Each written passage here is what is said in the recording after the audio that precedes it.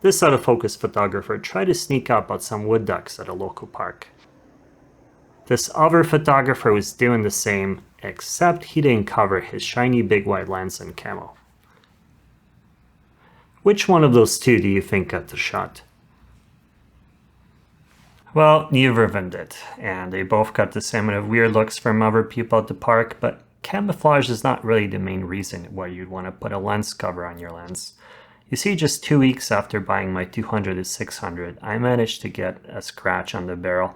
Aside from that, I find I often like to lean my lens against stuff, maybe a tree or the door of my car, whatever is handy, so a layer of protection is not a bad idea.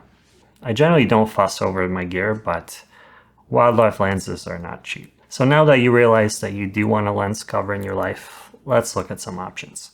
The most obvious one being LensCoat. It's a reputable company. They've been around for a while. It costs about $100 or so. It's not a huge amount, but it's not exactly pocket change. You could buy a budget lens for that. And if you have like a spouse that you might have to explain your photography expenses to, and you just dish out a lot of money for a big telephoto lens, and now you're spending $100 for a bunch of neoprene rings, I might not go over very well. Now, there are cheaper brands you could go with, and they may not be a bad choice, but you can't really go cheaper than making your own. And that's especially true if you buy the material in bulk, and either if you have multiple lenses to cover, or you split it with some friends, then the costs really go down. And I think one of the biggest benefits of making our own is if one of the pieces gets damaged or tears or you lose it, you can just fix it, make yourself another ring, and you don't have to buy a whole new lens cover just for that. And with the savings, you could make yourself multiple lens covers for different times of the year in different colors. And now that I've convinced you to make your own lens cover, and maybe you were convinced all along, and that's why you clicked on the video, and I've just been wasted a few minutes of your time, let's actually get to it. We'll look at how to do it, and we'll look at how well it's held up over the years, because a good chunk of the footage you're about to see has actually been recorded 3 years ago. So the first thing you'll need is a sheet of neoprene, and that's basically the same stuff that swimsuits are made out of. So it's strong, it's stretchy, it's squishy. Unfortunately, I don't have like an Amazon link for you. That's just kind of where I'm failing you here. I bought mine on eBay for 24 bucks for this huge roll, which was enough to make lens covers for several big lenses. But you may want to check your local fabric stores, check Amazon, AliExpress. Just look everywhere. This stuff's all over the place, and depending where you live, you may be able to get different deals. Now, the thing to keep in mind is that these come in different thicknesses. I went with the one that's 3.5 millimeters. I think LensCoat is about 2 millimeters. Thicker one offers more protection against, dings and bumps and stuff like that. But it makes handling maybe slightly worse. But yeah, I've come to like it. I'm a bit of a squeezer. It's grown on me. And I think thicker one might work better for the method of construction that we're gonna do in this video.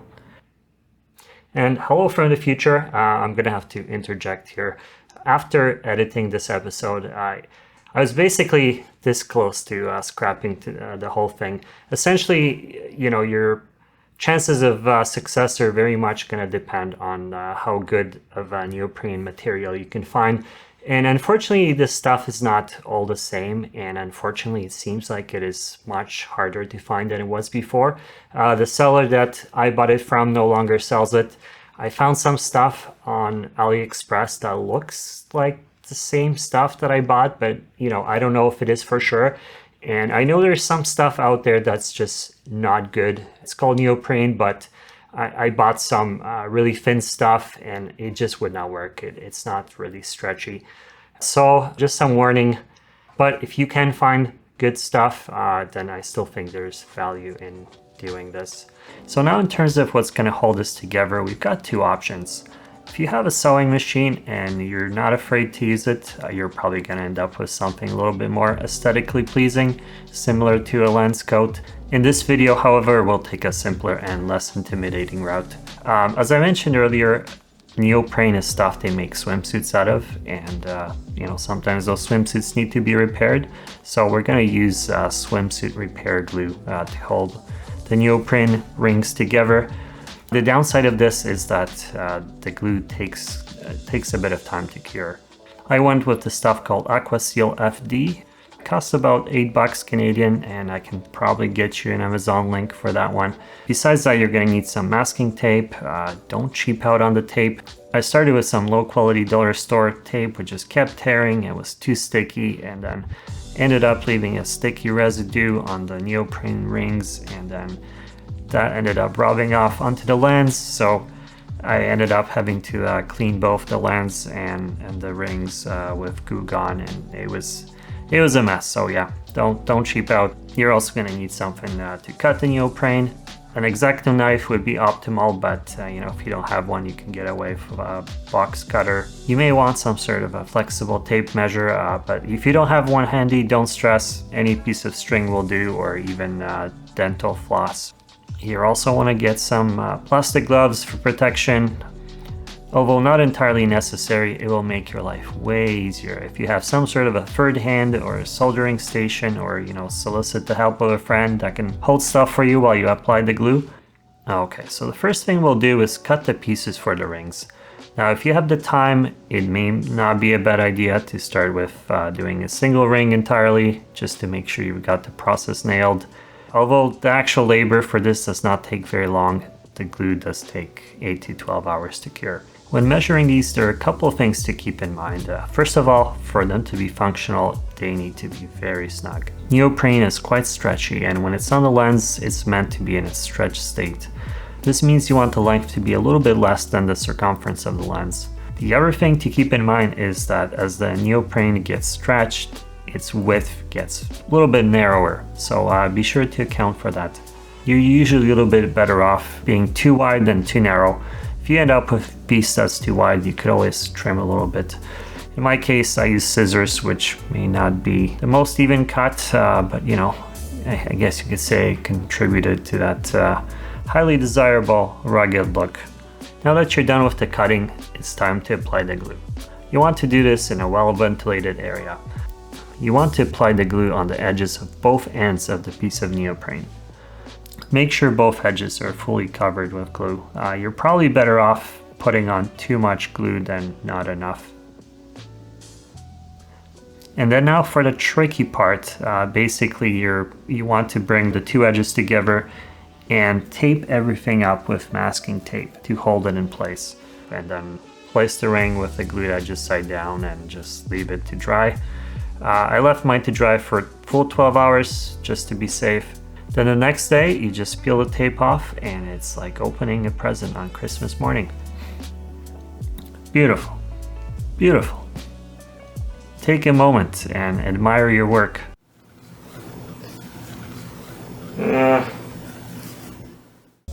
I still find this pretty remarkable because it looks like something that should never work. I mean, like, the area of contact is so thin, but yeah, as you can see, the glue is very effective. In fact, you might be asking yourself, if I could even tear this. And of course I can. Now, if you ended up with something that looks like this, where there's some gaps shining through, that means you probably did not use enough glue. It's not a big issue though.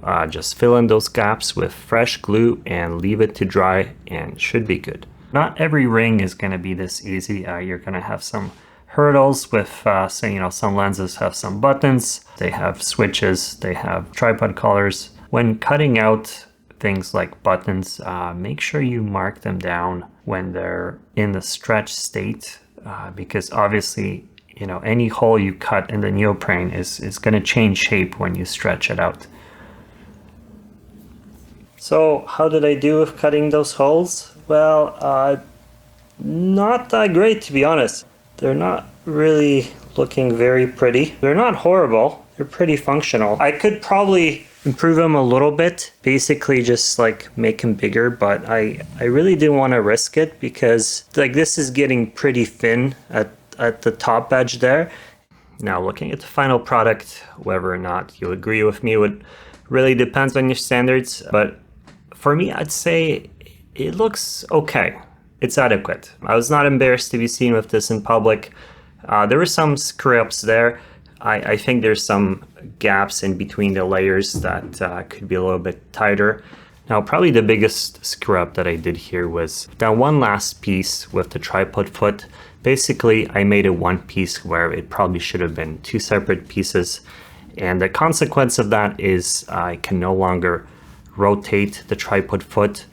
That's not an issue for me because it's something I never do myself, but I know some people do like to rotate the tripod foot, put it on top. So if that's you, then definitely something to be mindful of. Let's give this a ghetto score out of 10. Although it does not look nearly as professional as a LensCoat if we were to put them side by side, which we will never do. Some people were mildly surprised that this was homemade. So I think this will yield a fairly low score of 3.5 out of 10. And now if we look at how it's held up over the last close to 4 years now at this point, I'd say it looks mostly the same really. There's a little bit of discoloration here. It looks a little bit darker, dirtier. Maybe the edges are slightly more frayed, but for the most part, it works just fine. Still quite pleased with it. I have no plans to replace it, or there's been no need for any repairs. I'd say it's held up quite well. Hope you enjoy this. If you ended up trying to build a lens cover yourself, let us know in the comments how it went. Let us know which material you used, just so we can share the knowledge with everyone. This was not a very original episode. Grandpas in photography forums have been building these lens covers for years. I just never seen a YouTube video showcasing it.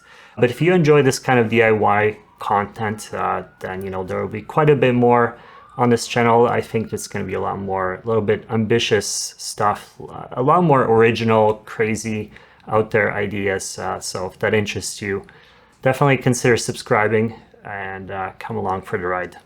Thanks for watching.